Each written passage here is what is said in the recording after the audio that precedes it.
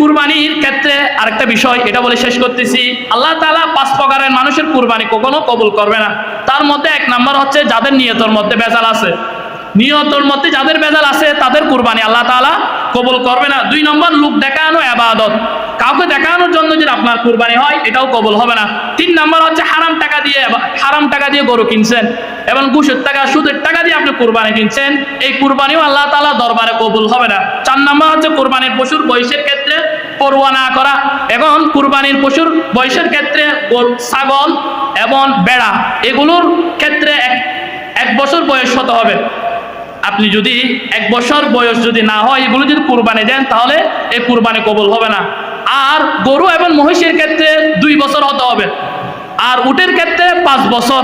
তো এইগুলো না দেখে যদি আপনি কুরবানি দেন তাহলে আপনার কুরবানি আল্লাহ তাআলা দরবারে কবুল হবে না। 5 নম্বর হচ্ছে যারা শুধু গোশত খাওয়ার উদ্দেশ্যে কুরবানি দেয়। আপনার অন্তরের মধ্যে যদি গোশত খাওয়ার উদ্দেশ্য থাকে, কুরবানি দিচ্ছে কুরবান আসতে গোশত খাবো এমন উদ্দেশ্য যদি থাকে তাহলে আপনার কুরবানিও আল্লাহ তাআলার দরবারে কবুল হবে না। আল্লাহ পাক রব্বুল আলামিন যে বিষয়গুলো বললাম আমরা যেন আল্লাহর সন্তুষ্টির জন্য ইব্রাহিম আলাইহিস সালাতু ওয়াস সালামের সুন্নাহ যেন আমরা আঁকড়ে ধরতে পারি। আল্লাহ পাক রব্বুল আলামিন আমাদের সকলকে সেই তৌফিক দান করেন, সকলে বলেন আমিন।